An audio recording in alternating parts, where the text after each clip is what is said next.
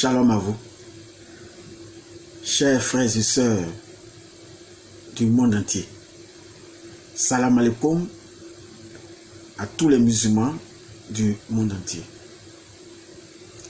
Quelle immense joie d'être en votre compagnie pour partager cet agréable moment en ce qui concerne l'évangile de notre Seigneur Jésus-Christ. Alors, nous sommes là encore en ce jour pour un thème très important qui s'intitule Ismaël n'est pas un hébreu. Au travers de cette vidéo, nous allons aborder, je dirais, 3 points qui me semblent capitaux en ce qui concerne la parole du Seigneur. Ces points-là sont: Ismaël n'est pas un hébreu. Nous allons apporter toute la démonstration sur ce premier point. Ensuite, nous parlerons de l'ancêtre des Arabes. Et nous allons prouver dans cette vidéo que Ismaël est bel et bien l'ancêtre des Arabes. Parce que nous entendons de nos jours des personnes qui avancent la thèse que les Ismaélites sont des Hébreux. Nous allons apporter un véritable éclaircissement sur cela, afin de restituer les choses dans le contexte et les choses dans le bon ordre. Et ensuite, nous parlerons de, effectivement, et exactement de la montagne de Séir, qui est en rapport avec Ésaü, Édom, et donc l'Occident.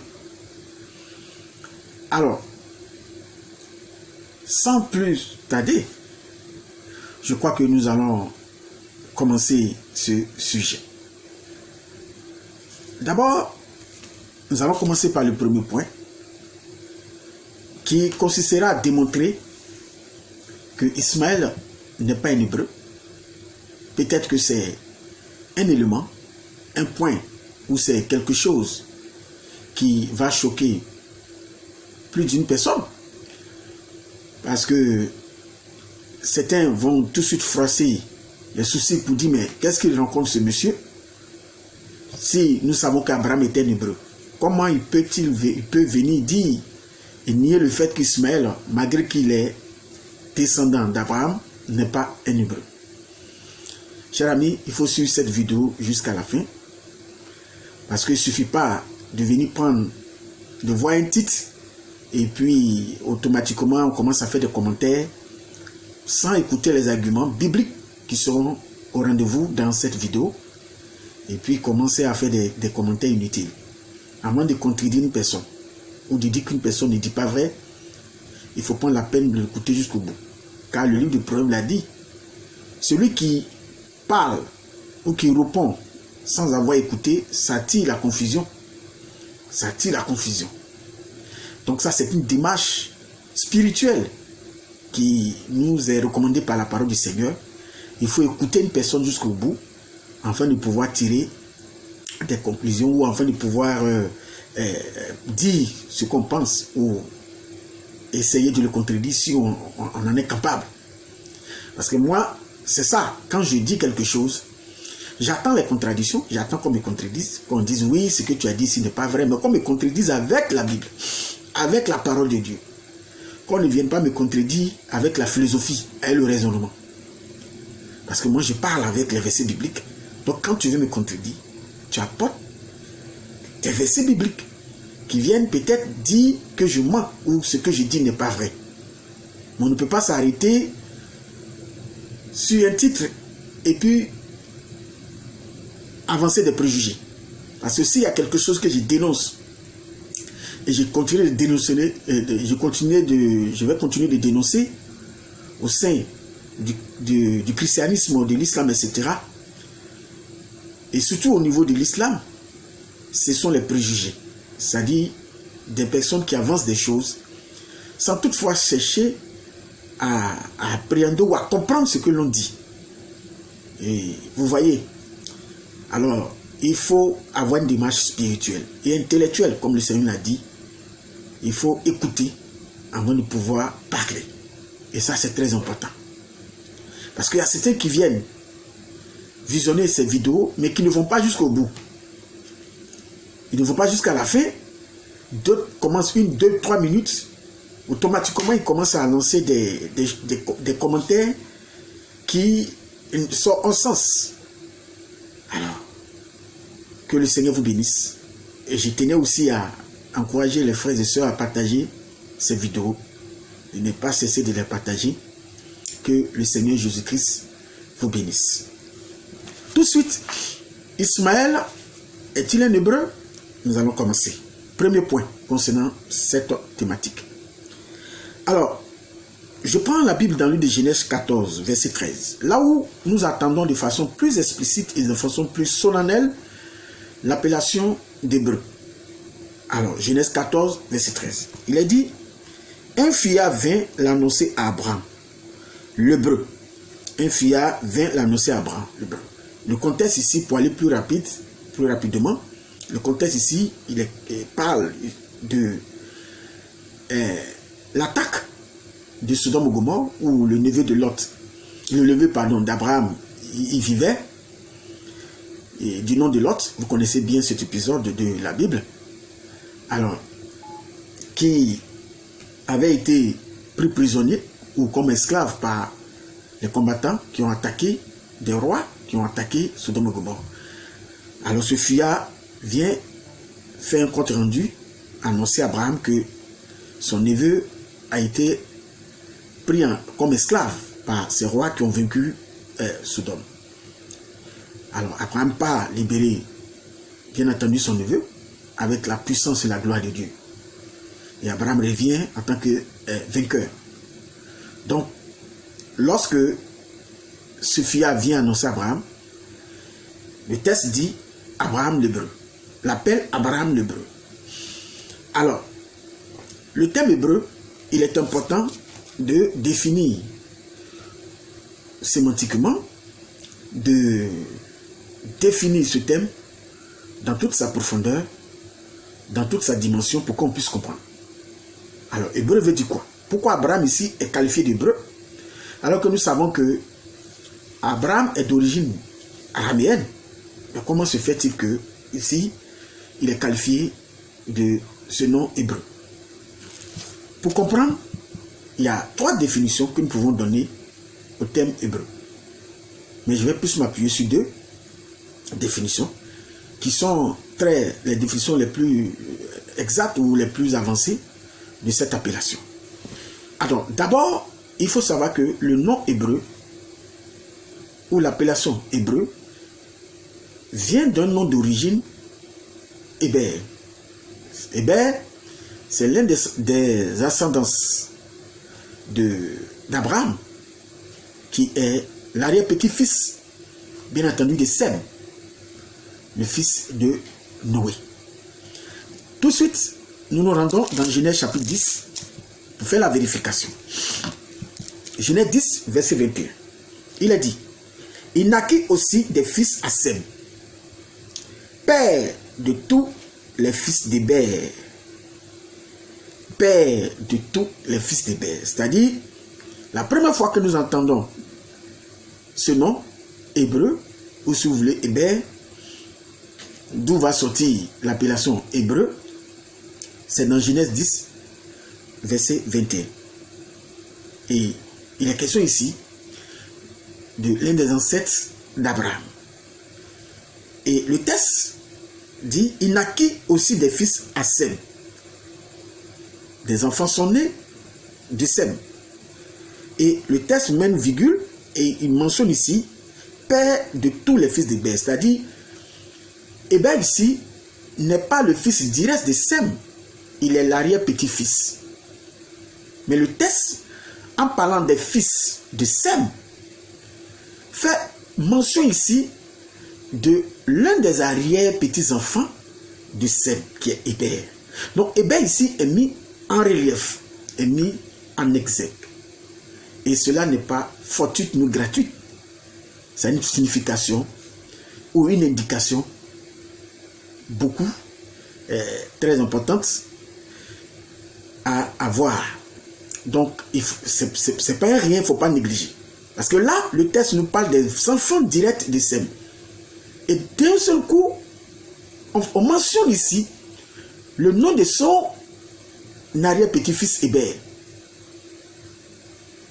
Ce n'est pas un hasard, vous savez que dans la Bible, tout est révélation, profondeur et mystère. Ce n'est pas un hasard. C'est pour attirer déjà notre attention sur quelque chose, sur une dimension de vérité qu'il faut comprendre. Et par la suite, au verset 23, ou si vous voulez, au verset 24, va naître Héber lui-même. Il est dit, Apachad engendra Shélach, et Shélach engendra Héber. Donc Héber naît au verset 24. Maintenant, au verset 25, il y a encore quelque chose qui va attirer notre attention. Lorsque nous lisons le verset 25, de Genèse 10, bien sûr, il a dit, il naquit à Héber 2 fils. Le nom de l'un était Péleg. Et il y a une virgule, et ensuite on nous dit, parce que de son temps, la terre fut partagée. La terre fut partagée en 2 blocs. Il y a eu d'un côté, la terre d'un côté et la terre de l'autre côté. Ce n'est pas un rien. Pourquoi toute cette précision à chaque fois qu'on parle d'Héber? Pourquoi cette grande précision? On dit lorsqu'il met son premier fils au monde, dont le nom Péleg, qui en hébreu veut dire division, et donne ce nom en révélation de ce qui va se passer. C'est-à-dire la division du monde en 2 blocs. Vous voyez? Vous comprenez maintenant pourquoi la signification du mot Héber ou du mot hébreu qui provient du nom Héber va prendre le sens de passer de l'autre côté de la rive. Puisque le monde est divisé en 2. On peut être d'un côté ou de l'autre côté. C'est à partir de là que va sortir la seconde définition du mot Héber. Puisque la première définition qu'on peut donner au mot hébreu, c'est le nom de l'ancêtre d'Abraham, qui est Héber. Donc, d'où nous tirons la première définition du mot hébreu, qui vient de Héber, qui est le nom de l'ancêtre d'Abraham. De là, va sortir, va germer, si vous voulez, une seconde définition, qui va se traduire par la traversée de l'autre côté. Le fait d'être de l'autre côté de la rive. Pour cela, vérification biblique. Josué chapitre 24, je lis. Verset 2 jusqu'au verset 3. Suivez très bien. Il a dit, Josué dit à tout le peuple, ainsi parle l'Éternel, le Dieu d'Israël, vos pères Terah, père d'Abraham et père de Nahor, habitaient anciennement de l'autre côté du fleuve. Vous voyez, de l'autre côté du fleuve. Et ils servaient d'autres dieux.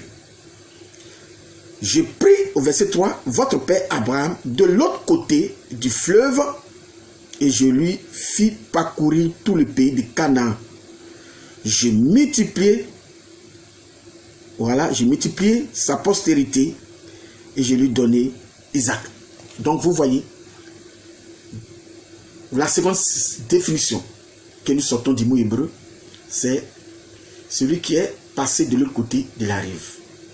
Celui qui a fait la traversée, qui a fait le passage. Puisque le monde, ici, comme le texte de Jésus vient de l'indiquer, va être divisé en 2 blocs, parce que d'un côté, il va y avoir ceux qui sont partisans du polythéisme, comme nous le voyons ici, le père d'Abraham lui-même, ainsi que le frère d'Abraham, etc., ainsi que tous ceux qui sont de l'autre côté, étaient partisans du polythéisme. Puisqu'on dit qu'ils servaient d'autres dieux. Ça, c'est d'un côté. Maintenant, de l'autre côté de la rive, c'est ceux qui sont partisans du monothéisme. Donc, Abraham quitte le côté polythéisme et il embrase le monothéisme. C'est-à-dire, c'est une nouvelle naissance qu'il vit en connaissant ce véritable Dieu que nous adorons. Donc voilà un peu la signification que nous pouvons donner à l'appellation d'hébreu. Donc ce qui revient ici à dire que hébreu est une identité spirituelle, puisque ça définit une traversée, un passage qui, de l'autre côté, d'un côté de la rive à l'autre côté, un passage du polythéisme au monothéisme, un passage de l'adoration des idoles à l'adoration du véritable Dieu. Donc hébreu ici signifie une nouvelle naissance. Hébreu ici signifie la connaissance du véritable Dieu. Hébreu ici signifie, en un mot, si je ne m'abuse, si vous voulez, le mot monothéisme, la connaissance du véritable Dieu. Donc, c'est une identité spirituelle hébreu. Ce n'est pas une identité biologique. On peut naître d'un père hébreu et puis ne pas être un hébreu. Je vais prouver cela tout au long de cette vidéo. Ce ne sont pas des affirmations gratuites et fortuites que j'avance. Vous voyez. Alors, voilà un peu la seconde définition que nous pouvons donner à la notion d'hébreu. Hébreu est une identité spirituelle. C'est un passage d'un côté à l'autre côté. Et ce passage-là exprime ici, ou met ici en avant, ou à notre connaissance, le départ du polythéisme pour embraser le monothéisme. C'est ça, l'hébreu. Donc quand on dit Abraham l'hébreu, c'est celui qui a vécu cette traversée-là. C'est celui qui a vécu cette nouvelle naissance. C'est celui qui désormais a cette identité spirituelle. Voilà la vérité. Voilà la vérité. Le père d'Abraham, comme nous venons de le voir dans Josué, il était un adorateur d'idoles. Comme nous le voyons aussi dans le texte de Genèse chapitre 11, il est de l'autre côté de la rive, en pleine idolâtrie. Vous voyez, il est dit ici, Terah prit, Genèse 11, verset 31.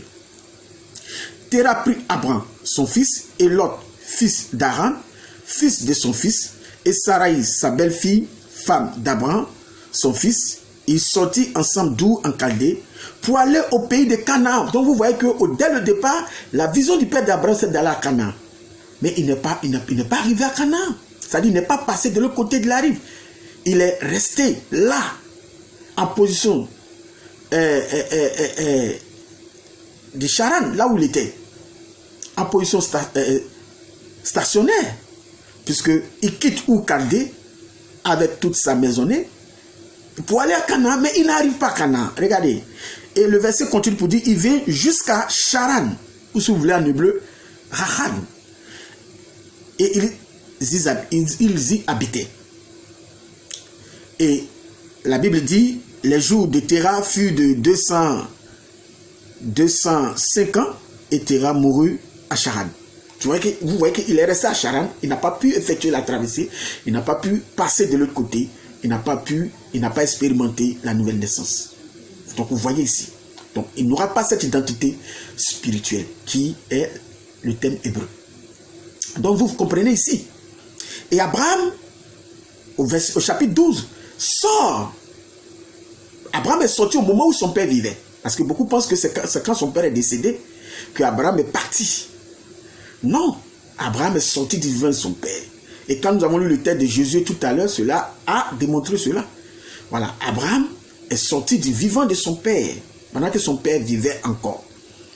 Maintenant, la raison pour laquelle on annonce la mort de son père avant que Abraham ne sorte, cela a une signification. Cela a un autre sens. Il y a une raison à cela que je ne donnerai pas parce que ce n'est pas l'objet de la vidéo. Voilà. Sinon, c'est du vivant de son père qu'Abraham a quitté sa maison, sa parenté. Voilà. Et il s'est rendu dans la terre promise, là où les Hébreux sont présentement. Donc, vous voyez tout ça. Maintenant, je vais maintenant démontrer qu'on peut naître d'un ancêtre qui est hébreu et puis ne pas avoir cette identité hébreu. Parce que n'oubliez pas l'objectif. Le sujet, c'est de démontrer que Ismaël n'est pas un hébreu. Oui, tu peux froisser les soucis, mais reste tranquille et examine les tests que je donne jusqu'à la fin et tu comprendras. Alors, pour preuve que je vais apporter, on peut naître d'un père hébreu et puis ne pas être hébreu. Pourquoi? Parce que hébreu, c'est une identité spirituelle, comme je viens de l'expliquer, de démontrer. Alors, lorsque nous prenons par exemple Genèse 25, vous savez que Héber est un descendant, pardon, pas un descendant, Héber est un ascendant commun au père d'Abraham et au frère d'Abraham. Mais vous allez voir que les parents d'Abraham ne seront pas appelés du thème hébreu. Pourtant, ils ont le même ancêtre, ils ont le même patriarche qui est Héber. Mais ils ne vont pas être appelés de ce nom hébreu. La raison, c'est ce que je viens de dire dans la définition. Ils n'ont pas vécu cette traversée, ils sont restés dans le polythéisme, dans l'adoration des idoles. Vous comprenez très bien ce que je dis. Alors, nous prenons Genèse 25. Genèse 25 et nous lisons le verset 20. Suivez ceci. Il a dit ici, Genèse 25, 20, Abraham engendra Isaac. Isaac était âgé de 40 ans quand il prit pour femme Rebecca, fille de Bethuel, l'araméen de Paddan Aram et sœur de Laban, l'araméen. Bethuel et Laban sont les neveux d'Abraham. Mais vous voyez comment ils sont qualifiés d'araméens. Ils sont appelés du nom d'araméens. Bethuel est le neveu direct je peux dire d'Abraham. Et Laban, qui est le fils de Bethuel, va être donc par ricochet le petit-fils d'Abraham.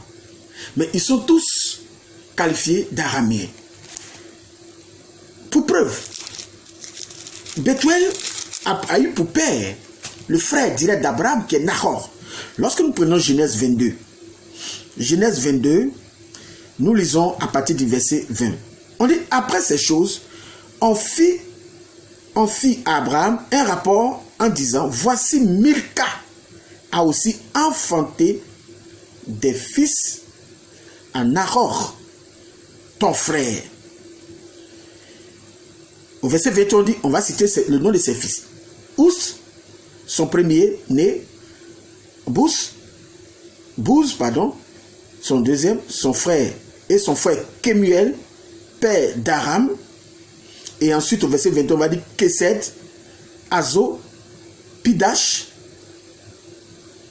Jidlaf et Bethuel. Bethuel a engendré Rebecca. Ce sont là les 8 fils que Milca a enfantés à Nahor, frère d'Abraham. Donc vous voyez, et au verset 25, ils sont appelés du thème hébreu, pardon, araméen, excusez-moi. Ils sont appelés du thème araméen, comme nous avons lu au chapitre 25, le verset 20. Vous comprenez?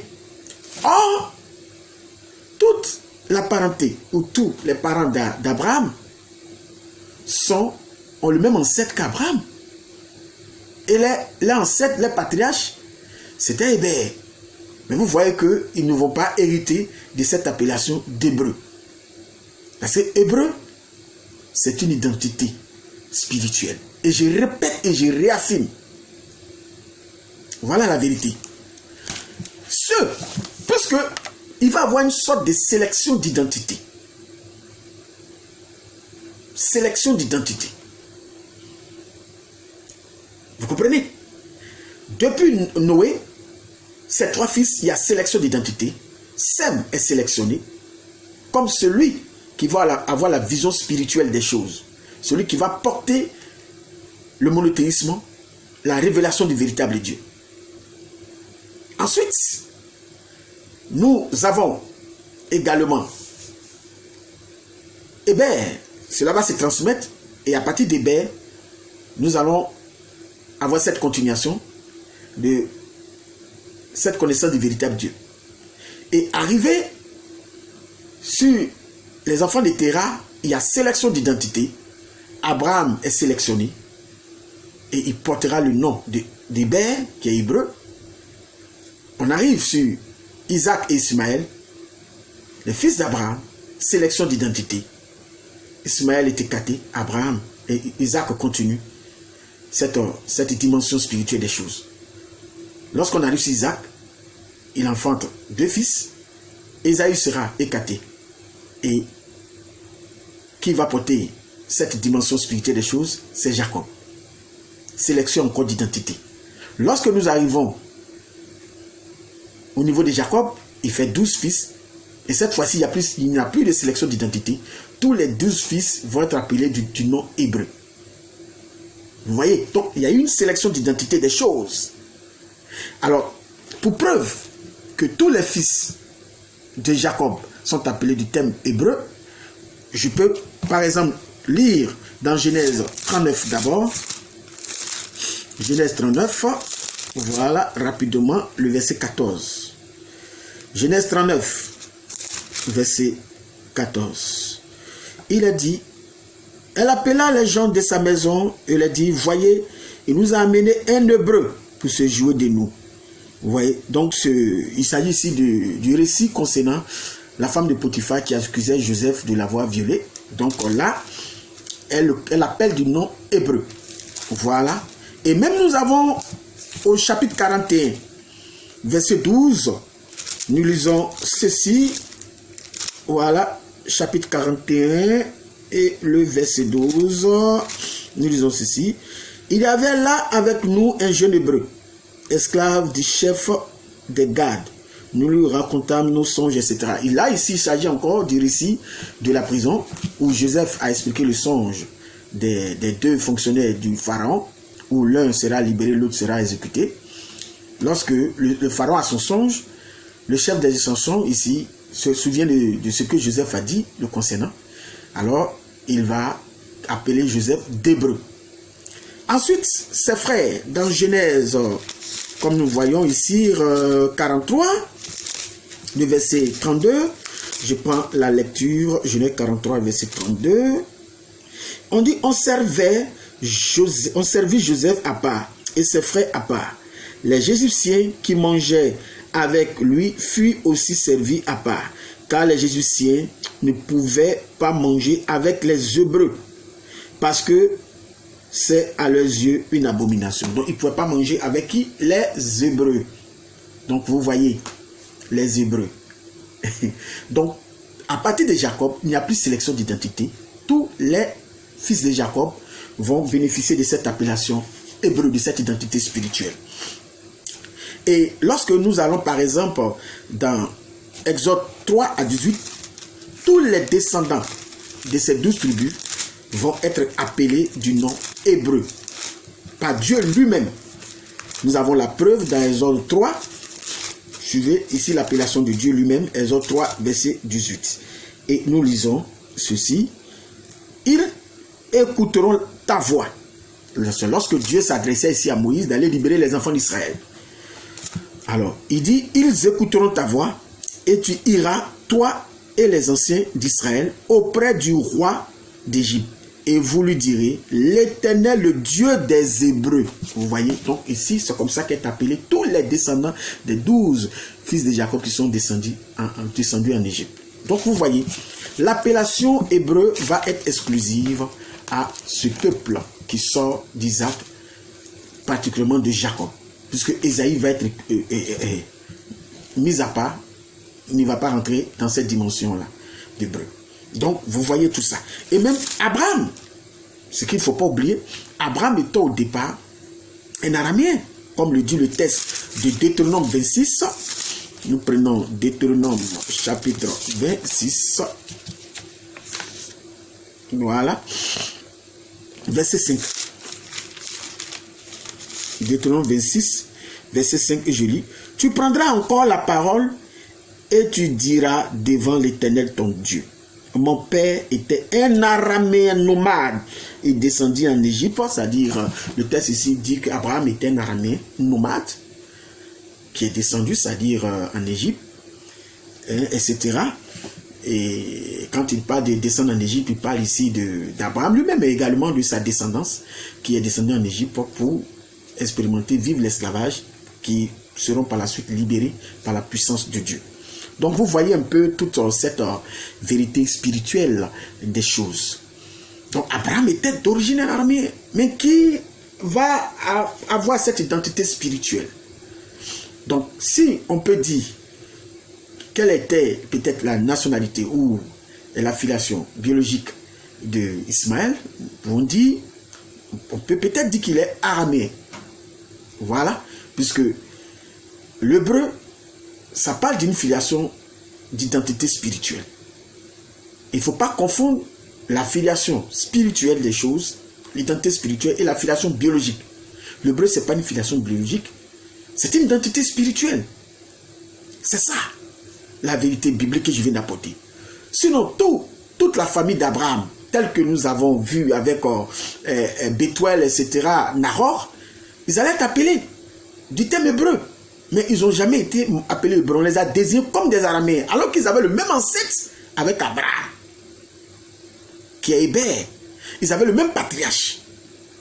Mais vous voyez que c'est Abraham qui va porter le nom de ce patriarche, qu'on va traduire par Hébert, qui exprime ici ceux qui sont passés de l'autre côté de la rive, comme Dieu l'a si bien dit. Ça peut surprendre beaucoup. Vous dites, mais qu'est-ce qu'il rencontre? Comment quelqu'un va mettre un enfant au monde et puis l'enfant là va pas être appelé du nom d'hébreu? Mais c'est pas moi qui l'ai dit. Nous venons de dire les tests et les tests ont démontré cela. Ceux qui pensent que Ismaël est un hébreu, mais qu'ils apportent le verset qui prouve cela. Qu'ils sortent le verset, noir sur blanc, c'est écrit qu'Ismaël est hébreu. Moi je viens d'apporter la démonstration et c'est clair. On peut sortir d'un père hébreu et ne pas être hébreu, parce que hébreu c'est une identité spirituelle. Quand on veut ou pas, mais la traversée pour vous, vous pensez que c'est physique, c'est seulement physique. La traversée ici cache une révélation spirituelle, qui veut dire celui qui est passé du polythéisme au monothéisme, celui qui a abandonné, c'est pour ça que Dieu dit de sortir de la maison de ton père, de sortir du polythéisme, de sortir de sa famille, parce qu'eux ils sont restés dans le polythéisme, comme Jésus 24, le verset 2 l'a souligné. Donc c'est ça, c'est une expérience spirituelle des choses. Ismaël dans la Bible, vous voyez, n'a pas été présenté dans ce cadre-là. Ismaël, jusqu'au bout, a été un persécuteur. Celui qui tentait de s'opposer à la révélation prophétique de la venue du Messie, puisqu'il se moquait d'Isaac. Et ça, j'avais déjà fait mention de cela dans une de mes vidéos. Et vous voyez. Et lorsque même nous allons dans Galates, chapitre 4, le verset 29, nous voyons Paul qui réitère cette vérité concernant Ismaël. Je prends Galates 4, le verset 26. Nous pouvons lire, il est dit ici, Galates chapitre 4, nous sommes au verset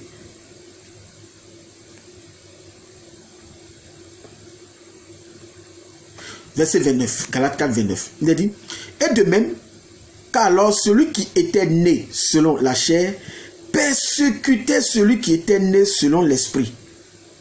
Il en est ainsi encore maintenant. Mais au verset 22, on dit, car il est écrit qu'Abraham eut deux fils, un de la femme esclave et un de la femme libre. Mais celui de l'esclave naquit selon la chair, et celui de la femme libre naquit en vertu de la promesse. Et on dit celui qui est né de la chair, au verset 29, on dit, et de même, car alors celui qui était né selon la chair persécutait celui qui était né selon l'esprit. Voilà. Donc Ismaël n'a pas un bon statut dans la Bible. Mais comme c'est le fils d'Abraham, Dieu l'a béni matériellement. Et j'en parlerai de cela. Je ne vais pas en parler tout à l'heure de cela. Voilà. Donc vous voyez cette vérité. Donc on peut naître d'un père d'hébreu et puis ne pas être hébreu. Je prends cela dans le Nouveau Testament encore selon Paul. Nous allons lire le texte de Romains chapitre 9. Je prends Romains 9. Je suis parti de l'Ancien Testament et je viens dans le Nouveau Testament pour appuyer encore cela. Romains 9, pour aller plus vite, je vais commencer à partir du verset 6. Romains 9, 6. Ce n'est point à dire que la parole de Dieu soit restée sans effet. Car tous ceux qui descendent d'Israël ne sont pas Israël. Vous avez entendu? Tous ceux qui descendent d'Israël ne sont pas Israël. Mais ça là, quand je dis Ismaël n'est pas un hébreu, il y a des gens qui me disent, mais c'est un faux pasteur, qu'est-ce qu'il rencontre? Il est fou. Mais vous dites la même chose, ça dit, en me traitant d'insensé, c'est que vous traitez Paul aussi, ne croyez pas Paul. Vous traitez Paul d'insensé. Parce que Paul dit ici, tous ceux qui descendent d'Israël ne sont pas Israël. Donc ça veut dire qu'il y a toujours des sélections d'identité qui se font. Ce que j'ai dit là, je n'invente pas. C'est la Bible. Paul l'a dit avant moi. Il dit tous ceux qui descendent d'Israël ne sont pas Israël. Et Paul sait très bien de quoi il est en train de parler ici. Au verset 7, il est dit, et pour être la postérité d'Abraham, ils ne sont pas tous ses enfants. Mais quand j'ai dit Ismaël là, n'est pas un hébreu, c'est vrai qu'il est le fils d'Abraham, mais n'est pas un hébreu. Il y a des gens qui crient au scandale. Ils rencontrent quoi? Ils rencontrent quoi? Mais ce que je dis là, est-ce que c'est différent de ce que Paul a dit ici? Paul, ce n'est pas n'importe quel apôtre. Hein. C'est grand apôtre. Et Paul,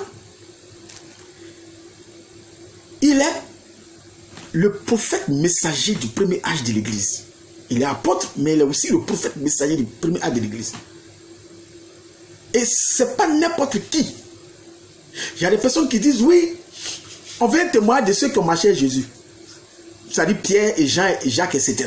Que Paul, c'est un mythomane. Ça, c'est le dit des musulmans, ça. Mais vous oubliez que dans Galates, là, Galates chapitre 1, ils ont accordé à Paul la main d'association. Ça dit, Dieu s'est révélé à Paul et a enseigné l'évangile à Paul.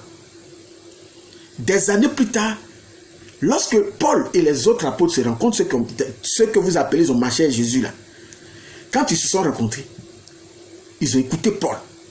Et quand ils ont écouté Paul, ils ont vu même qu'il y a des choses que Paul expliquait que eux-mêmes n'ont pas la connaissance.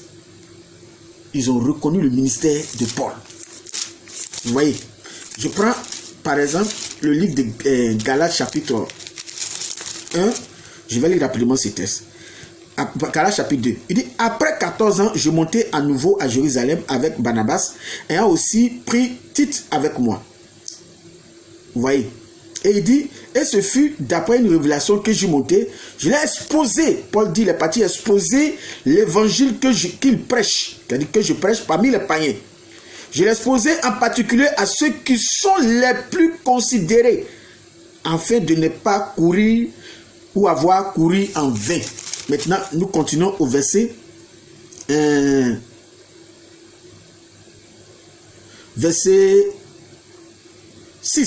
de Galates 2. Il dit, ceux qui sont les plus considérés, quel qu'il était jadis, cela ne m'importe pas. Dieu ne fait point d'acception de personnes. Ceux qui sont les plus considérés ne m'imposent rien. C'est-à-dire ils n'y ont rien imposé.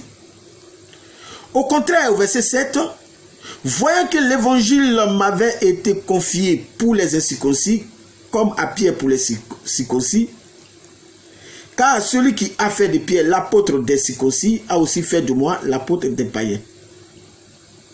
Verset 9, et ayant reconnu la grâce qui m'avait été accordée, Jacques, Céphas qui est Pierre, et Jean, qui sont regardés comme des colonnes, me donnaient à moi et à Barnabas la main d'association, en fait que nous allions, nous vers les païens et eux vers les circoncis.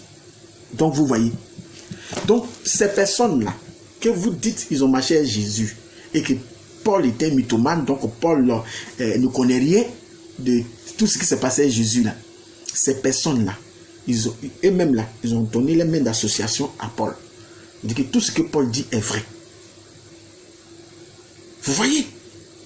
Et ça ne me surprend pas parce que Pierre lui-même, dans le texte de 2 Pierre chapitre 3, verset 16, il dit que Paul est d'une certaine dimension des choses. Tellement il a une certaine dimension, il dit des profondeurs que des personnes ne comprennent pas, ils tordent le sens. Je lis, il dit, c'est ce qu'il fait dans toutes ses lettres, je suis dans 2 Pierre 3, 16, où il parle de ces choses dans lesquelles il y a des points difficiles à comprendre, dont les personnes ignorantes et mal affermies tordent le sens, comme celui des autres écritures pour leur propre ruine. Donc, vous voyez, il y a des personnes, quand ils suivent ces vidéos que je donne, je ne dis pas que c'est tout le monde, hein. Il y a des personnes à qui Dieu a fait grâce, quand ils suivent, ils comprennent. Et ceux qui veulent vraiment comprendre, ils comprennent. Mais il y a des personnes qui n'ont aucun niveau. Ils n'ont pas le niveau. Ils n'ont pas le niveau. Ce qui est dit est tellement profond, fort, qu'ils ne comprennent pas. Et quand ils ne comprennent pas, ils pensent que c'est faux. Mais il faut prendre ce qu'on dit une chose, prends et puis vérifie. Fais comme les chrétiens hébreux. Est-ce que ce que j'ai dit, que Ismaël n'est pas un hébreu là, est-ce que j'ai été le premier à dire ça? On vient de lire tout à l'heure dans Galates, dans Romains chapitre 9, verset 6 à 7, que Paul a dit la même chose. Et moi-même, j'ai utilisé un euphémisme. Parce que Paul même, il va plus loin pour dire, c'est pas tous ceux qui sont nés d'Abraham qui sont les fils d'Abraham. Vous voyez que c'est fort. Paul sait de quoi il parle. Il dit, c'est pas tous ceux qui sont nés d'Israël qui sont Israël. Mais vous allez dire quoi? Que Paul, il est fou? Il sort d'un hôpital psychiatrique? C'est ce que vous allez dire? Donc vous voyez, faites attention. Avant de contester un prédicateur, il faut prendre la peine de vérifier les écrits. Et si on ne les comprend pas, il faut demander à Dieu de nous aider à comprendre. Parce que tout ce que je dis, depuis le début de cette vidéo jusqu'à maintenant, là, c'est avec les versets bibliques. Mais quand vous parlez, vous voulez contester, il faut sortir des versets qui disent que je ne dis pas la vérité. Il ne faut pas venir dire tu es un faux, tu as ceci, cela, qu'est-ce que tu rencontres, tu dis quoi, tu es en train de faire ceci. Faut pas, faites attention. Dieu a fait grâce à chacun de nous en ce qui concerne sa parole. Il y a des personnes, là où ils peuvent arriver, en matière de la révélation biblique, certains ne peuvent pas arriver. C'est en toute humilité que je dis cela. Vous voyez que Pierre lui-même, qui a marché physiquement à Jésus, là, il respecte Paul.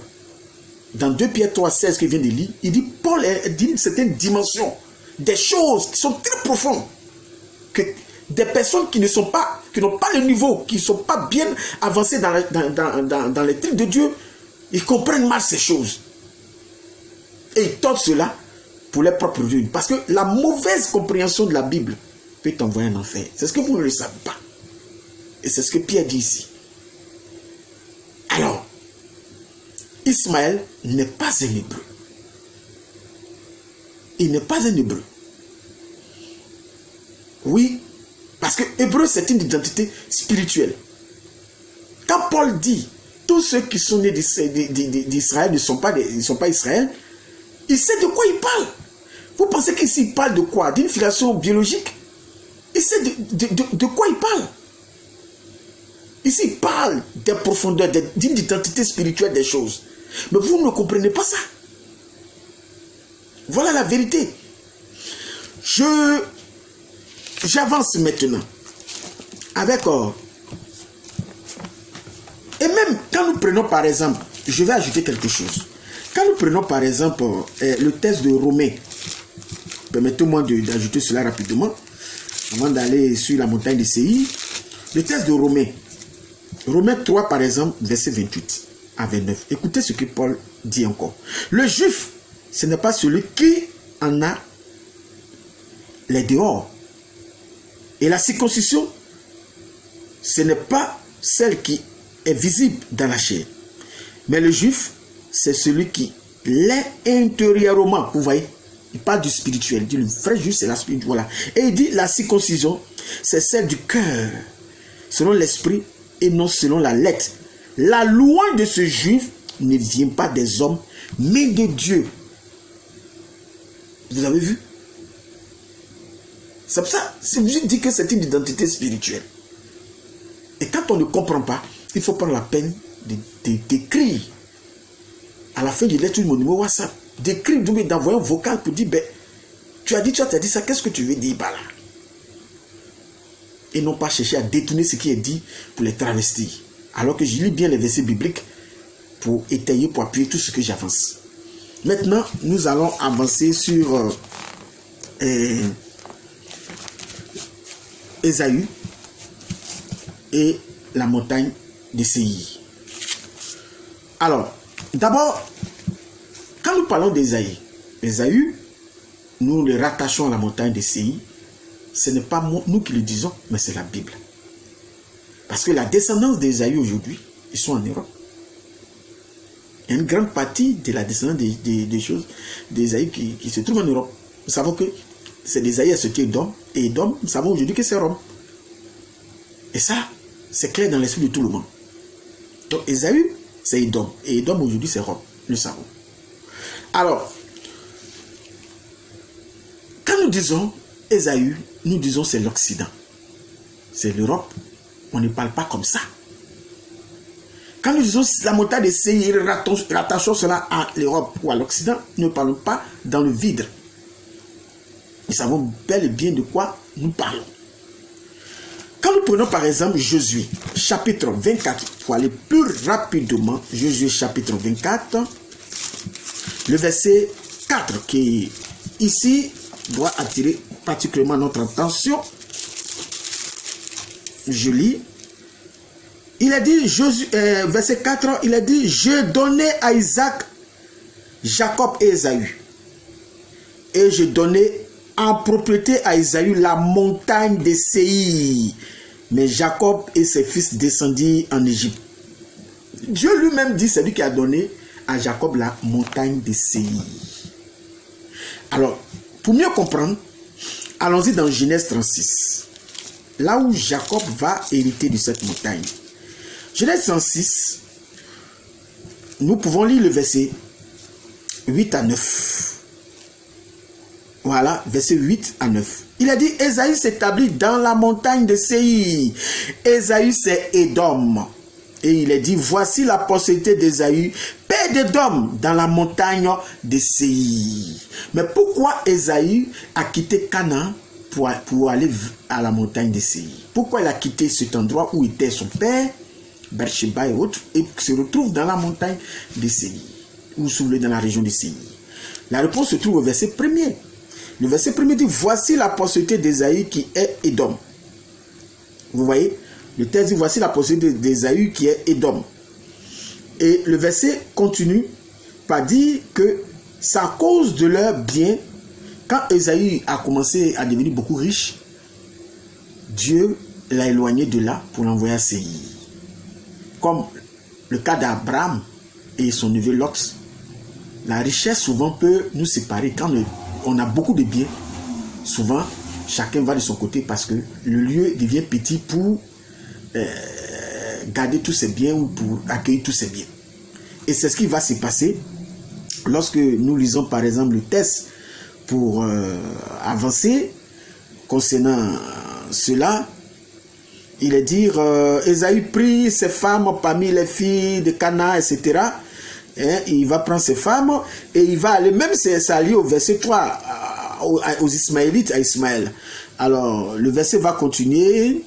On dit, Ésaü, verset 6, Ésaü prit ses femmes, ses fils et ses filles, toutes les personnes de sa maison, ses troupeaux, tout son bétail et tout le bien qu'il avait acquis au pays de Canaan.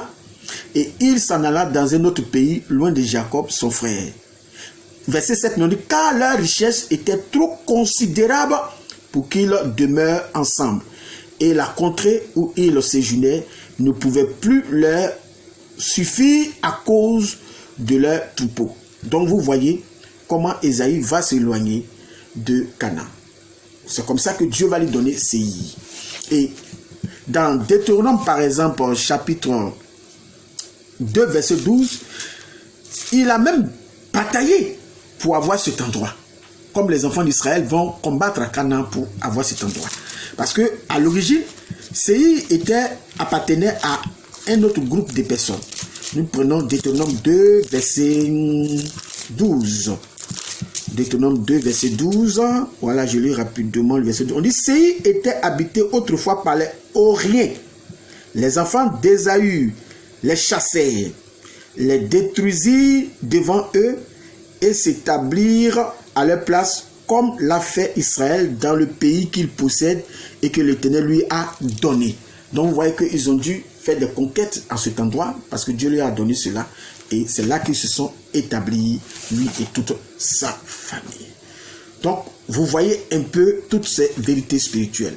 Donc la montagne de Séir, comme on le voit, est située où? Par exemple, lorsque je prends Josué chapitre 15, verset 10. Josué chapitre 15. Josué 15, verset 10. Josué 15, verset 10. Il est dit ici, les hommes de Juda dirent, pourquoi êtes-vous montés contre nous? Excusez-moi, je suis dans Juge. Oh là là. Je suis dans Juge. C'est Josué 15 plutôt, excusez-moi. C'est un lapsus. Josué 15, verset 10. Voilà. Je lis. Cette fois-ci, je suis. Voilà. De Baala, elle tournait à l'Occident, vers la montagne de Séir, qui se trouve à l'Occident, vers la montagne de Séir, traversait le côté septentrional de la montagne de Jéarim à Kessalon, descendait à Beth Shemerch et passait par Timma. Donc vous voyez, donc la montagne de Séir, ici Josué 10, 15 verset 10, dans la description antique de cette montagne qui est probablement marquée par les ruines actuelles de Saris, à environ 15 km à l'ouest de Jérusalem. Donc le mont Séir se trouve au Proche-Orient, voilà, côté de Jérusalem, en Jordanie, et on peut au sens là dire en Palestine, mais au Proche-Orient, c'est-à-dire en Jordanie.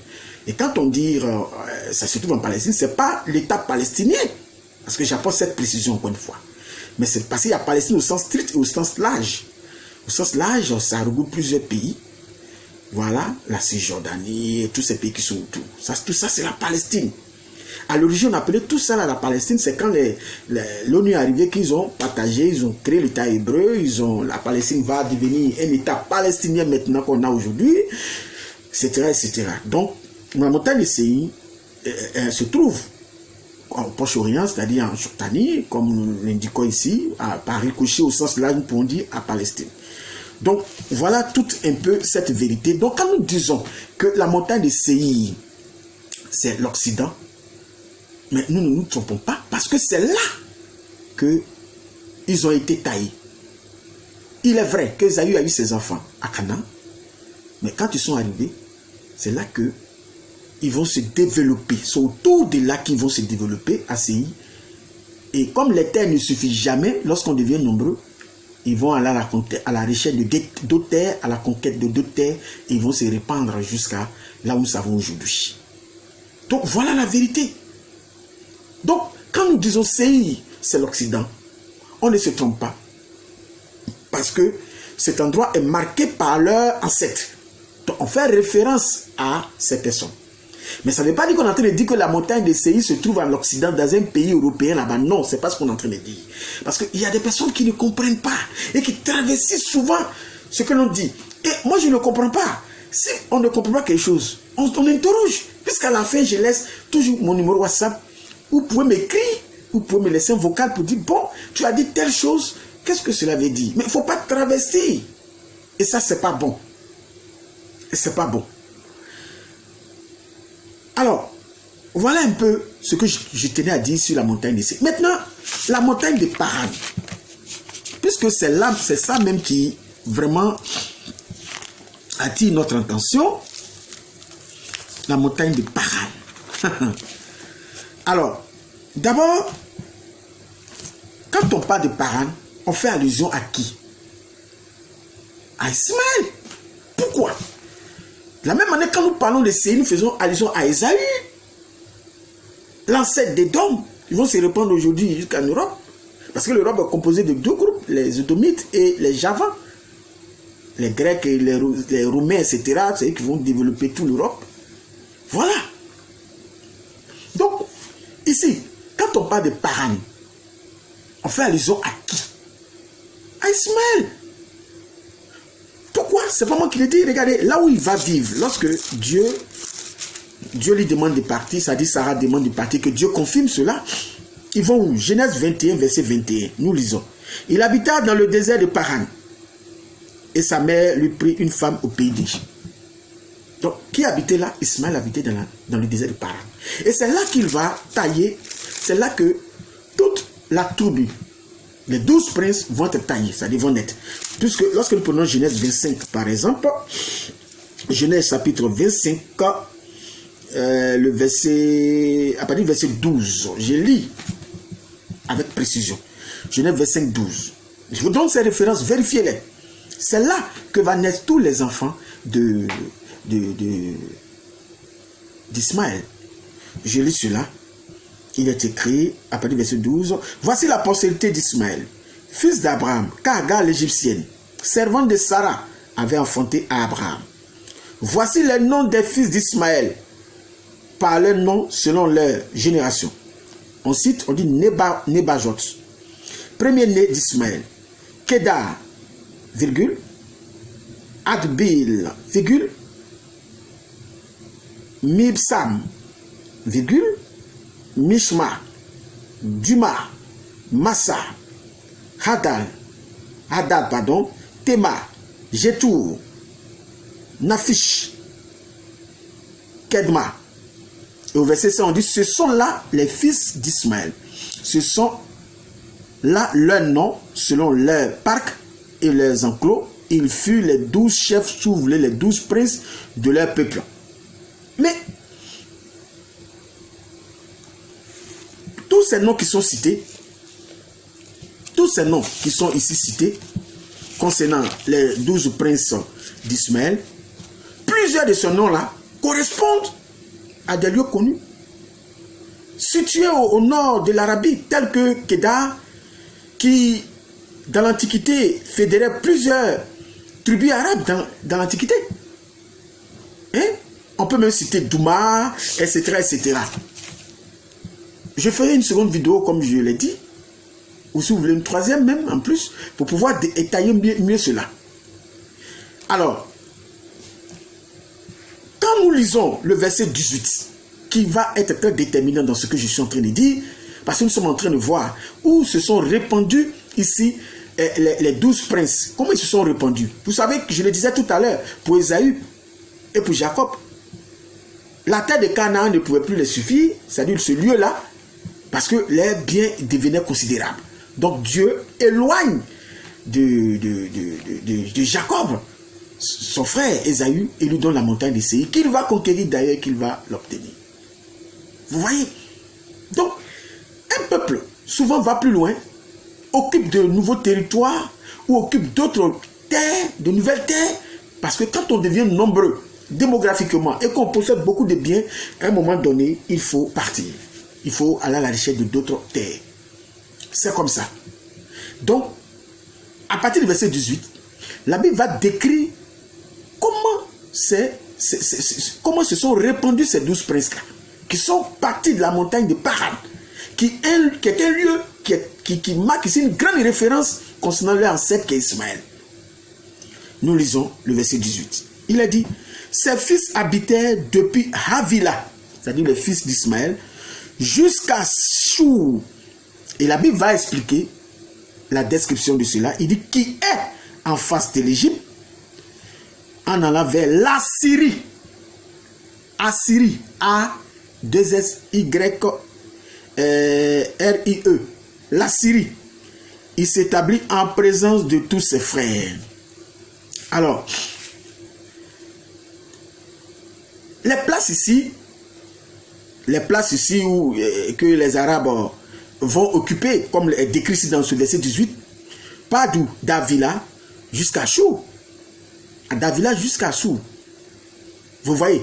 C'est-à-dire depuis la côte de l'Afrique en face de la péninsule arabe donc, que nous voyons là, juste vers l'Irak. Parce que d'autres comprennent mal. Ils vont dire jusqu'à l'Irak. Pour dire, ça dit, j'ai dit jusqu'à l'Irak. Et comme j'ai dit jusqu'à l'Irak, ça veut dire que l'Irak là, ce sont les comme on appelle les Arabes. Non, c'est pas ce que je dis. L'Irak à l'origine, ce sont les Araméens. Il ne faut pas mélanger les choses. Donc quand je dis que si on peut donner une filiation abrahamique à Ismaël, c'est qu'on peut dire qu'Ismaël, à la rigueur, était un, comme on appelle, un Araméen. Il fait des enfants. Et ce sont ces enfants-là, d'Ismaël, qui deviennent qui? Des Arabes. Vous voyez un peu. C'est cela la vérité biblique. Et venez dire que les Ismaélites sont des Hébreux, c'est une abomination de dire ces choses. Où est la preuve biblique? Moi, je vais vous donner la preuve que les Ismaélites ne sont pas les Hébreux. Ils ne vivent pas en Israël. Vous comprenez? On ne peut pas me dire que c'est eux qui sont les Hébreux qui vivent en Israël là. Que ce sont les Ismaélites. Mais où est la preuve biblique? Mais attends, les gens, ils ne savent pas qu'est-ce qu'ils confondent ou bien ils ont quoi au juste. Hein? Par exemple, je vais vous donner la preuve qu'il ne peut pas être des Hébreux à moins que vous apportez cette preuve-là, biblique. Les Ismaélites ont toujours été présentés comme les ennemis des Hébreux, les ennemis des Juifs, toujours dans la Bible. Je prends par exemple 1 Chronique chapitre 5. Vous allez voir, le nom de ces 12 princes-là qui sont cités vont combattre les Hébreux. On va toujours les dissocier, les distinguer. Je prends par exemple le texte de 1 Chronique chapitre 5. Rapidement. Oh, merci Seigneur. Rapidement. Nous sommes dans 1 Chronique. Voilà, chapitre 5, le verset 18. Voilà, verset 18 jusqu'au verset 19. Je lis distinctement. Les fils de Ruben, les Gadites et la demi-tribu de Manassé avaient de vaillants hommes portant le bouclier et l'épée, tirant de l'arc et exercés à la guerre au nombre de 44 760 en état d'aller à l'armée. Maintenant, écoutez le verset 19. Il fit la guerre aux Agaréniens à Jétour. Souvenez-vous que dans Genèse 25, verset 12, à partir du verset 12 jusqu'au verset 15, Jétour fait partie des 12 princes d'Ismaël. On dit, il fit la guerre aux Agaréniens à Jétour, en affiche, qui est cité parmi les 12 princes d'Ismaël, et à Nodab, qui est aussi cité. Vous voyez, ils ont toujours été des personnes qui persécutaient les Juifs. Et si nous allons dans le psaume 83, nous prenons le psaume 83, rapidement, nous lisons à partir du verset 1er. Et là, ils seront présentés solennellement comme étant les ennemis, les comploteurs contre Israël. Ils n'ont jamais été des Hébreux. Faut pas. Mais où est la preuve biblique? Qu'on apporte la preuve. On me dit, il faut rester dans la Bible. Ah, moi je suis dans la Bible. Ceux qui disent que ce sont les Hébreux, qui restent dans la Bible pour m'apporter ça. Cette preuve. Les Ismaélites n'ont jamais été des Hébreux. Je prends par exemple Psaume 83. Il est dit, je commence à partir du verset 2. Pour qu'on soit dans le contexte. Oh Dieu, ne reste pas dans le silence. Ne te tais pas et ne te repose pas, ô Dieu. Car voici, tes ennemis s'agitent. Ceux qui te haïssent lèvent la tête. Vous voyez, on dit ceux qui vont citer là sont les ennemis de Dieu. Ils forment contre ton peuple des projets pleins de ruses et ils délibèrent contre ceux que tu protèges. Venez, disent-ils, ces ennemis-là, exterminons-les du milieu des nations et qu'on ne se souvienne plus du nom d'Israël. Donc, ils veulent même éliminer Israël, puisque ce sont les persécuteurs. Vous voyez, ils se concèdent tous d'un même cœur. Ils font une alliance contre toi. Ça dit l'alliance, puisque c'est contre Israël, donc c'est contre Dieu. Maintenant, on va citer ces ennemis-là. On dit les tentes d'Édom, c'est-à-dire Isaïe, et les Ismaélites, c'est bien écrit ici, Moab et les Hagaréniens, Gebal, Ammon, Amalek, les Philistins avec les habitants de Tyr. La Syrie aussi se joint à eux. Elle prête son bras aux enfants de Lot. On traite-les comme Madian, comme Sisera, comme Jabin, au torrent de Kison. Ils ont été détruits à Endor. Ils sont devenus du fumier pour la terre. Traite les chefs comme Oreb, Zib et tous les princes comme Zébach, Salmouna, etc., etc. Car ils disent, apparons-nous des demeures de Dieu. Mon Dieu, rends-les semblables au tourbillon, au chaume qu'emporte le vent, etc., etc. pour Élie. Mais vous voyez ici que les Ismaélites ont toujours été présentés comme les ennemis d'Israël. Ils ne peuvent pas être des Hébreux. Dire qu'ils sont Hébreux, c'est quelle base, c'est quelle preuve? Moi, je suis très démonstratif dans tout ce que j'ai fait. Quand je dis quelque chose, je montre les références. C'est ça la vérité. Parce que quand vous débattez avec les musulmans, il faut être démonstratif. Mais les chrétiens, ils aiment beaucoup être déclaratifs. Ils déclarent des choses comme ça, ils disent des choses, mais ils sont moins démonstratifs. Voilà. Voilà la vérité biblique. Alors, comme il sort une preuve ici pour dire qu'Ismaël est hébreu, comme il sort ça, j'ai pris près de 1 heure du temps. Parce qu'il y a des sujets qu'on ne peut pas traiter comme ça, à la va-vite. Il faut bien s'asseoir, tête reposée, et traiter intégralement ou de façon plus approfondie le sujet. Il faut apporter plus d'éléments pour la démonstration. C'est pour ça que j'ai pris un peu de temps comme ça. Parce que c'est un sujet crucial. Parce que tout ça est important pour comprendre aujourd'hui beaucoup de choses qui se passent aujourd'hui.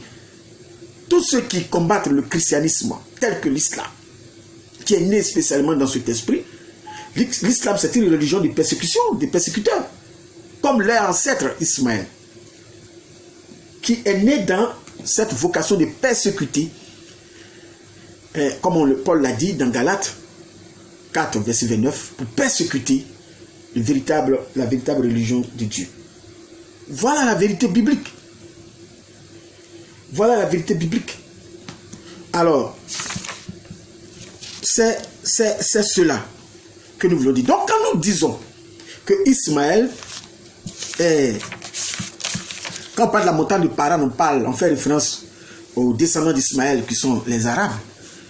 En grande partie aujourd'hui, nous savons de quoi nous parlons. Ce n'est pas parce que Paran se trouve en Arabie Saoudite, je ne sais pas où, d'un pays arabe, mais quand on dit Paran, c'est l'Arabie, nous savons de quoi nous parlons. Nous disons que Paran se trouve, effectivement, aujourd'hui avec les changements de la cartographie du monde que nous avons, Paran se trouve aujourd'hui en Égypte. Mais à l'origine, je peux prouver que Paran n'était pas en Égypte. Oui. Aujourd'hui, Sinaï et Paran se trouvent où? En Égypte. Personne ne peut nier cela. Et je n'ai jamais dit, selon les vérités bibliques, que Paran, selon les cas actuels, que Paran ne se trouve pas en Égypte. Je n'ai jamais dit ça, mais j'ai dit, dans l'ancien temps, Paran ne se trouvait pas en Égypte. Parce que les cartes évoluent, les territoires évoluent, souvent deviennent petits et s'élargissent.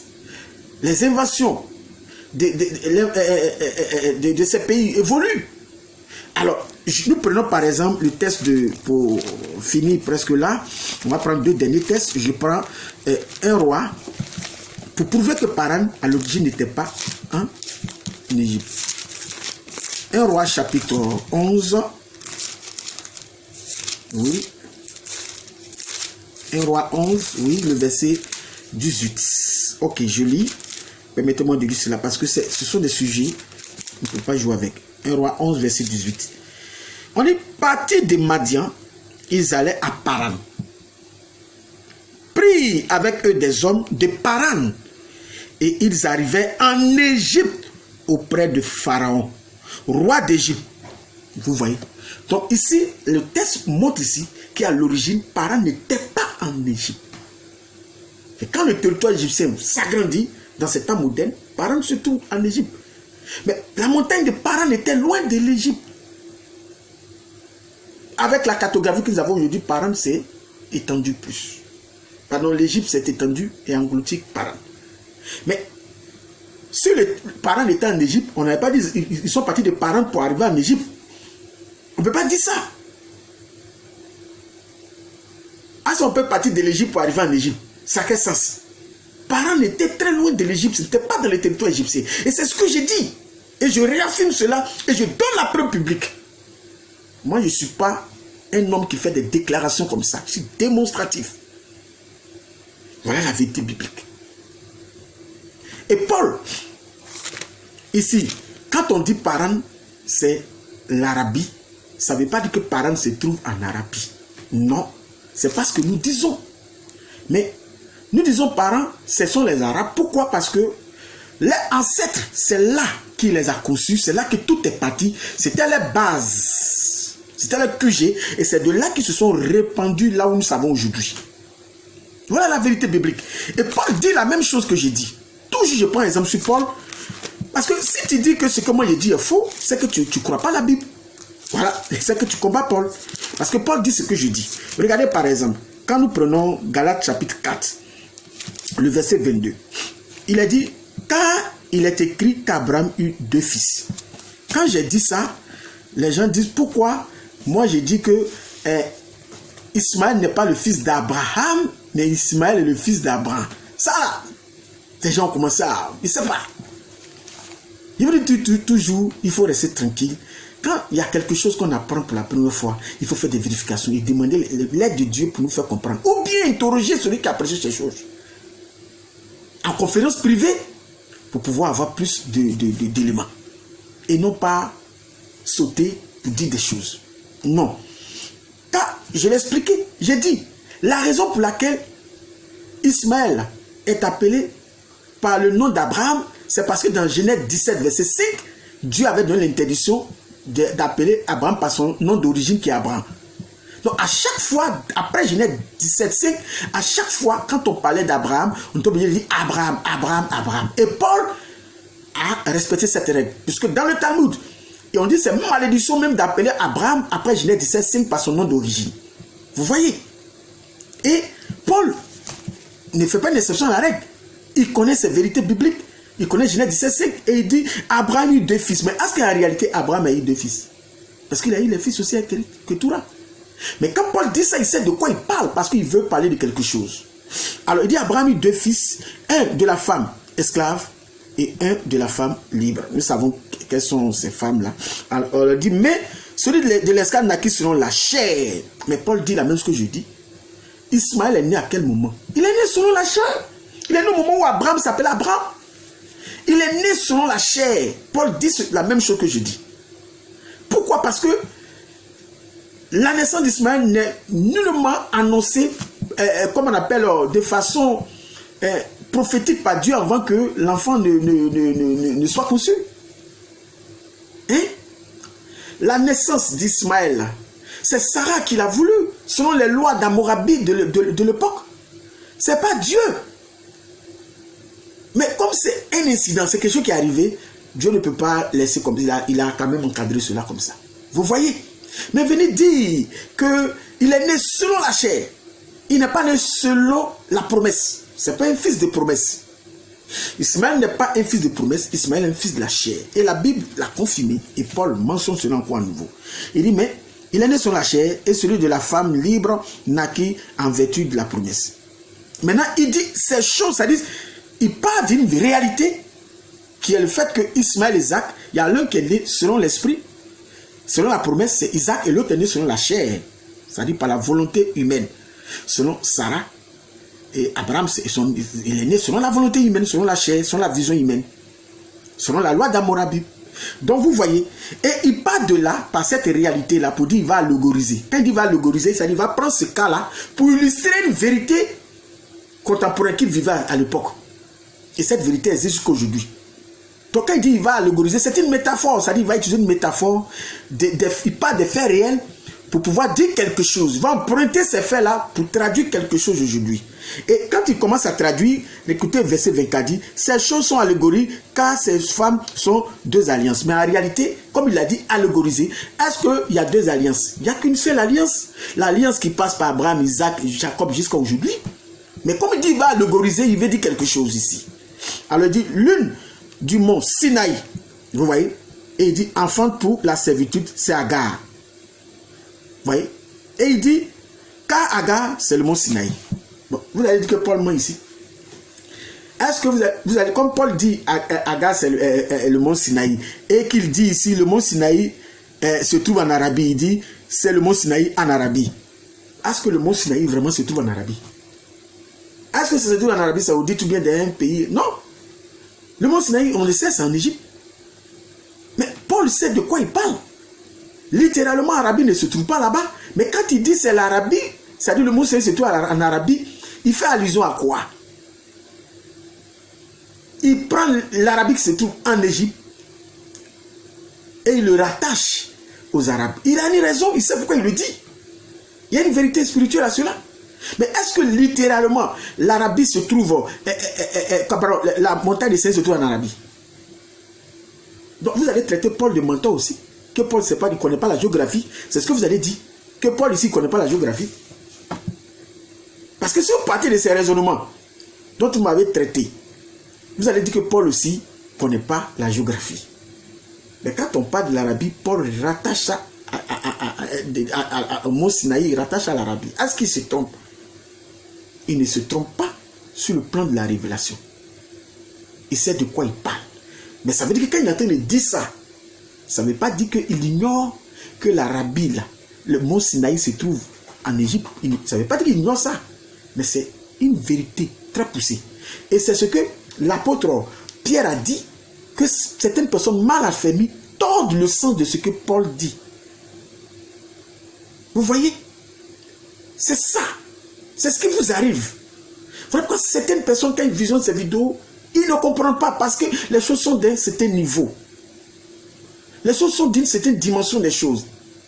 Et il faut être humble pour comprendre ces choses en écoutant ces vidéos. Quand tu viens, il faut te mettre dans une disposition pour quelqu'un qui vérifie et qui cherche à comprendre. Mais si tu viens déjà d'un esprit de préjugé, parce qu'on a une idée arrêtée, parce qu'on a vu le titre, le Seigneur te ferme totalement la porte de la compréhension. Soyez humble.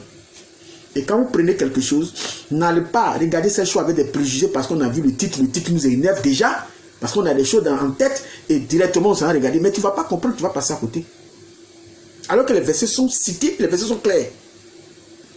Donc quand Paul ici parle de l'Arabie, du mont Sinaï, il rattache à l'Arabie, il a une explication spirituelle que je ne te donnerai même pas. Non, je ne veux pas te donner ça. Comme tu comprends les écrits, je ne parle pas de tous les fils de Dieu qui viennent pour chercher la vérité. Mais il y a des contestateurs, il y a des personnes qui sont là spécialement pour contester des choses sans preuve. C'est d'eux que je parle. Je ne parle pas des véritables fils de Dieu qui viennent écouter pour comprendre. Donc, voilà la vérité biblique. Que Dieu vous bénisse. Que Dieu vous bénisse. Mes vidéos, quand je les fais, ces vidéos sont faites de façon impersonnelle. Pas de façon personnelle. Adressées à toute l'humanité. Que ce soit les chrétiens comme les musulmans. Pour que chacun puisse en faire. Et puisse tirer quelque chose de positif de toutes ces choses pour enrichir sa foi ou pour comprendre la vérité biblique. Que le Seigneur vous bénisse.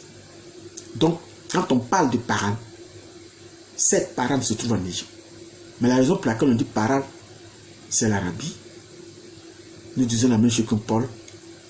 Parce que Paran, c'est là que tous les fils d'Ismaël ont été taillés. Et c'est les bases, c'est là qui se sont répandues, comme nous le savons, selon Genèse 25, verset 18. Sur ce, je crois avoir fait le tour, un peu de tout. Que le Seigneur vous bénisse. Je reviendrai peut-être dans les mois à venir sur ce même sujet, pour approfondir certains points. Parce que les noms des Ismaélites qui sont cités ici, Kéda et autres, il faut qu'on les situe beaucoup plus en profondeur. Il y a encore beaucoup de choses à dire sur ce sujet. Que le Seigneur Jésus-Christ vous bénisse. C'est une joie pour moi d'être toujours à votre compagnie. Si tu as regardé cette vidéo jusqu'à la fin, à ce moment précis, où tu es arrivé jusqu'à la fin, que le Seigneur te bénisse encore doublement. Qu'il te bénisse 7 fois au nom de Jésus-Christ. Mon numéro WhatsApp, c'est le plus 225 0789 88 20 74. Soyez bénis au nom de Jésus-Christ. Amen.